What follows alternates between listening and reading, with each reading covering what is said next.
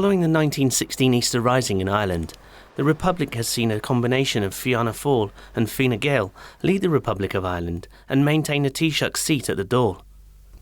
The incumbent Taoiseach, Varadkars Fine Gael, has held power since Enda Kenny took office in 2011. Yet the current opinion polls show an interesting rise in popularity of the Republican left-wing party Sinn Fein as they surge in the polls to a healthy lead.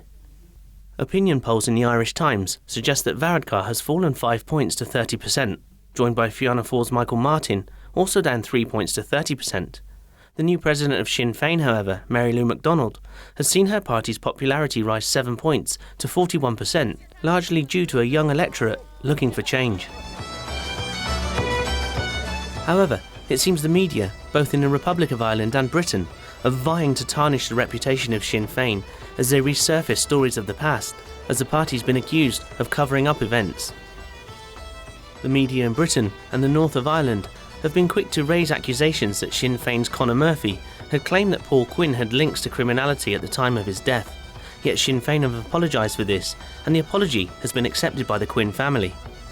Claims have also been made that the Irish national state broadcaster RTE have also shown attempts to undermine Sinn Fein by providing Fianna Fáil with a list of topics before a televised TV debate, hence being unfair to Sinn Fein, who only received an invitation to the debate following a public outcry that they were not invited.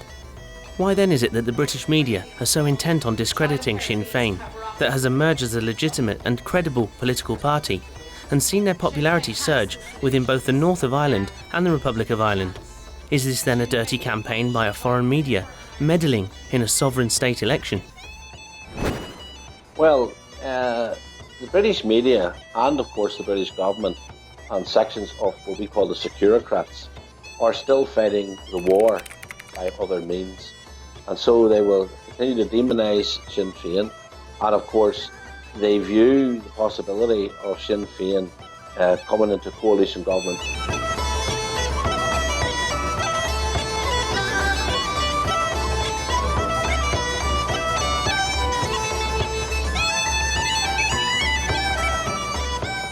The UK referendum on Brexit and subsequent departure from the EU has seen a small island off the coast of Europe fall into political chaos, and both supporters of Brexit and the EU have protested in the streets of Britain, showing clear signs of division within the British people. The Scottish Nationalist Party, led by Nicola Sturgeon, grew in strength during the last UK election and has since vowed to hold a second referendum on the independence of Scotland, with suggestions by Donald Tusk that Scotland would be welcomed back into the EU with open arms. The British media have used the Irish elections as a political stance to warn the people of the north of Ireland that there would be no bailout should the breakup of the UK occur,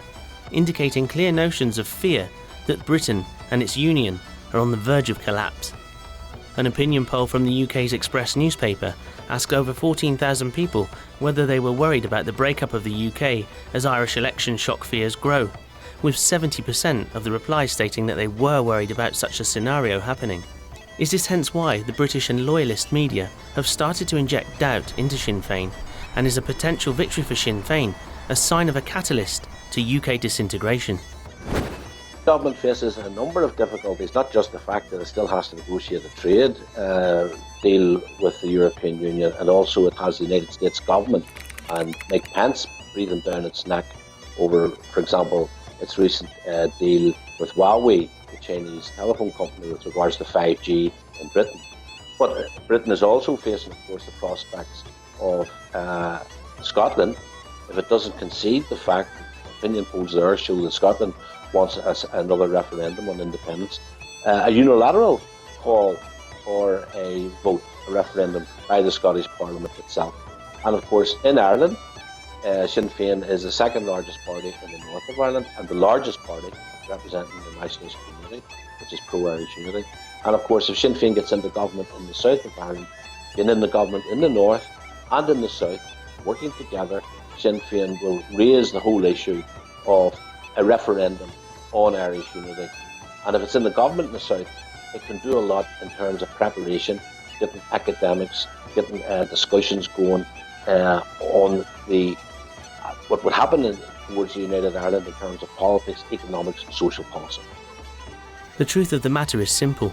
For centuries, the British have created a divide and rule policy that has ripped apart cultures, families and countries, and now, for the first time, they're beginning to see the consequences of their own actions as the division on their own backyard begins to materialise, much to the horror of those in the corridors of Westminster and Fleet Street.